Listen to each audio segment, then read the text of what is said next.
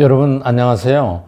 오늘 아주 흥미있는 주제를 하나 제가 소개해 드리려고 하는데, 요즘 인플레이션 때문에 세계적으로 증권시장이 엄청 큰 조정을 받고 있죠.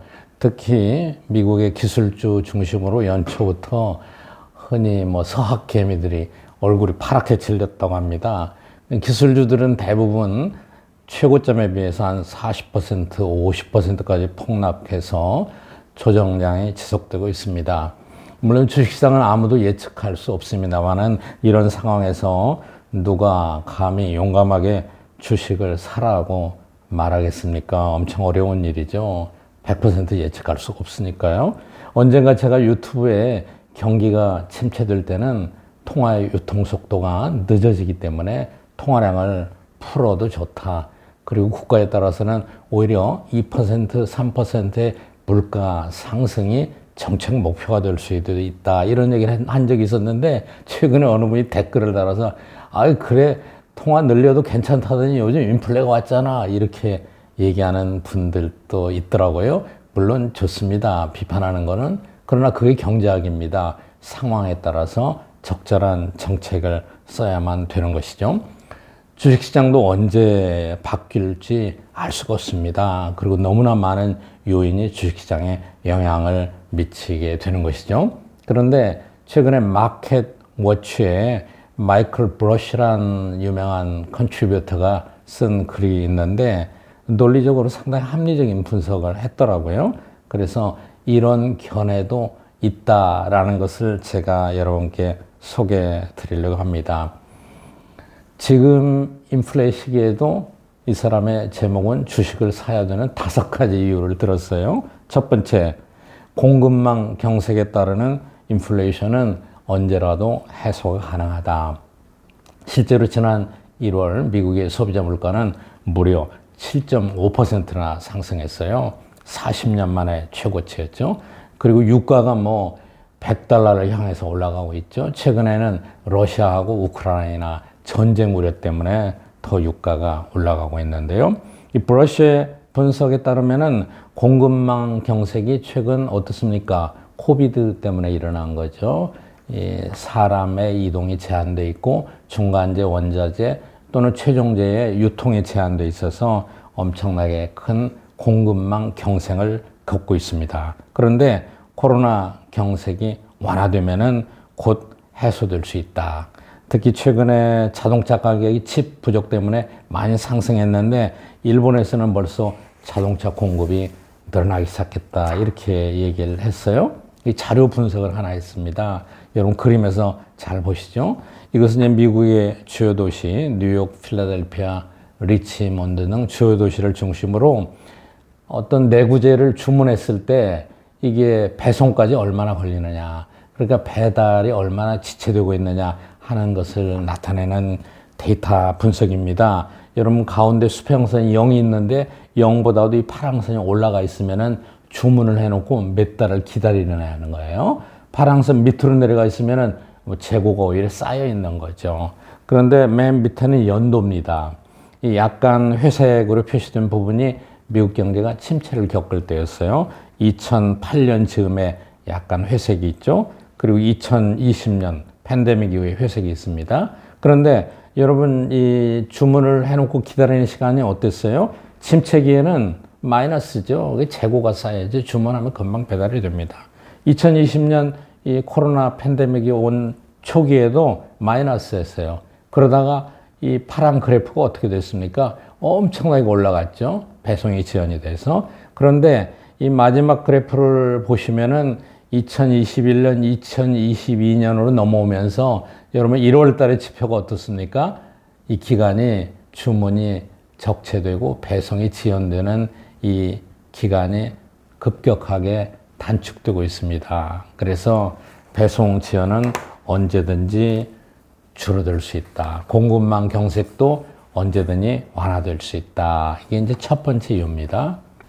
네, 브러쉬가 주장하는 인플레 시기에도 주식을 사야 되는 두 번째 이유는 초과 수요가 곧 줄어들게 될 것이다. 여러분 초과 수요하고 인플레이션은 어떤 관계가 있는지 아시죠? 초과 공급이 되면은 공급량이 많아서 물가가 올라갈 수가 없죠. 그러나 공급은 부족한데 초과 수요가 생기면 인플레가 발생하는 것이죠. 근데 초과 수요의 중요한 원인이 뭐냐? 몇 가지 있는데 그 중에 대표적인 게 뭐였습니까? 앞에 얘기한 공급망 경색은 공급 쪽이고 초과 수요에서는 팬데믹 이후에 돈이 너무 많이 풀렸죠. 중앙은행이 낮은 금리로 통화량을 많이 풀었습니다. 그리고 정부도 재정 적자, 재정 팽창을 많이 시켰어요. 돈을 많이 뿌리지 않았습니까? 이것이 이제 초과 수요의 원인이 되는 것이죠. 그런데 최근엔 인플레이션 때문에 우리나라를 비롯해서 세계 각국이 금리를 인상하고 통화를 긴축하는 쪽으로 정책을 틀었습니다. 재정도 긴축하는 쪽으로 틀게 된 것이죠. 그런데 여러분 통화를 축소하고 재정을 긴축하면은 어떻습니까? 결국은 초과 수요가 줄어들고 인플레이션이 떨어지기 마련입니다. 좋은 자료까지 분석을 했어요. 여러분 그림을 자세히 보시죠. 이 그림은 미국의 연방 재정 적자하고 GDP하고의 비율입니다. 연방 재정 적자가 GDP 중에서 몇 퍼센트나 되느냐. 이게 이제 빨간색이에요. 이 그래프에서 보시면은 2000년부터 2022년까지 쫙 돼 있는데 이 연방 재정 적자 비율이 계속해서 올라가죠. 그런데 중요한 것은 어느 때 제일 많이 올라가나를 보세요. 2008년 즈음에서 미국이 금융위기가 있었거든요. 이때 빨강선이 확 올라가지 않습니까? GDP에 대한 재정 적자 비율이 굉장히 높았어요. 그 다음에 2020년 전후에서 어떻습니까? 지금의 팬데믹이죠. 이 빨강선, 미국의 재정 적자 비율이 엄청 가파르게 올라가죠. 그런데 문제는 이 재정 적자 비율이 올라가면은 자료를 분석해 보니까 대체로 12개월 전후에서 소비자 물가가 올라가더라. 이건 경제학적으로 받아들일 수 있는 합리적인 타당성이 있는 것이죠. 이 소비자 물가 지수는 파랑선이에요. 그러니까 빨강선이 선행지표가 돼요. 빨강선이 먼저 확 뛰고 난 다음에 조금 후에 파랑선, 소비자 물가가 따라 올라간다는 것이죠. 역사적으로 계속해서 그렇게 나타났어요. 그런데 최근을 보면은 2020년 팬데믹 이후에 어떻습니까? 이 재정 적자 비율이 엄청 가파르게 올라갔죠. 그리고 파랑, 소비자 물가도 가파르게 올라갔습니다. 그런데 2022년 들어와서는 어떻습니까?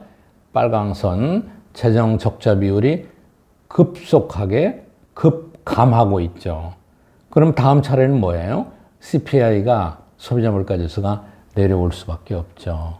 이게 인플레이션도 곧 사라질 거라는 두 번째 요인에 해당이 되는 것입니다. 세 번째 요인, 생산성이 곧 증가하게 될 거다. 이것도 중요한 건데요. 자, 인플레이션이 일어나고 또 최근에 이제 노동 공급이 부족한 현상이 선진국에 많이 나타났어요. 사람을 구하기 힘든 거예요. 임금이 올라가는 거예요. 이렇게 되면 어떻습니까? 기업들은 기술과 장비에 투자를 합니다. 그럼 기술과 장비에 투자하면 어떻게 됩니까? 노동자 1인당 생산량이 늘어나게 되죠. 그런데 노동자 1인당 생산량은 경제학적인 용어가 뭡니까? 그게 바로 생산성이죠. 생산성이 올라갑니다. 근로자 1인당 기술 자본 집약도가 올라가면서 생산성이 올라가게 되는 거예요. 최근의 사례를 보면은 여러분 세계에서 가장 많은 자산을 운용하는 회사가 어디인지 아시죠? 블랙스톤이죠. 블랙스톤은 무려 2020년에 6조 2천억 달러를 운용하는 세계 최대 운용사예요. 공장을 세우고 뭐 제조업 제품을 만드는 회사가 아니잖아요. 그럼에도 불구하고 블랙스톤이 최근에 약 20% 내외 기술 투자를 증가시켰다. 인플레이션이 나타나고 임금이 상승하면은 기업들은 근로자 대신에 자본과 기술에 투자를 합니다. 그럼 생산성이 올라가요. 그러면은 생산성 향상이 올라가면은 기업은 비용 상승한 분을 소비자에게 전가시키는 비중이 낮아집니다. 왜냐? 생산성이 올라가면은 기업이 이윤이 증가가 돼요. 이윤이 증가가 되면은 오히려 배당을 많이 하고, 그리고 이윤이 증가되면은 그거를 소비자에게 비용으로 전가시킬 이유가 별로 없는 것이죠. 실제로 이것도 자료 분석이 여기 돼 있습니다.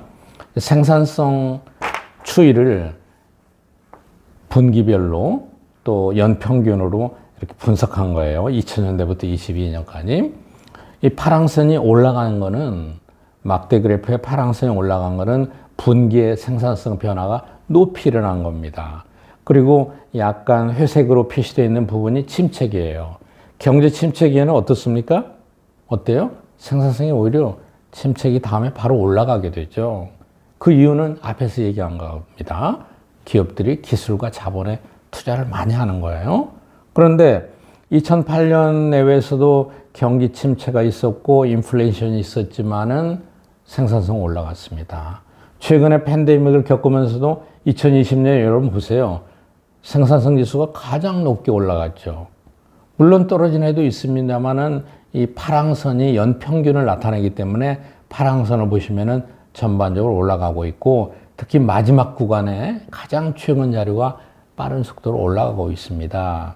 만약에 이렇게 된다면은 기업들이 비용 상승분을 소비자에게 많이 전가시키지 않게 될 것입니다. 그래서 세 번째 이유는 생산성도 올라가고, 따라서 이것도 인플레를 내려드리는 요인이 될 거다.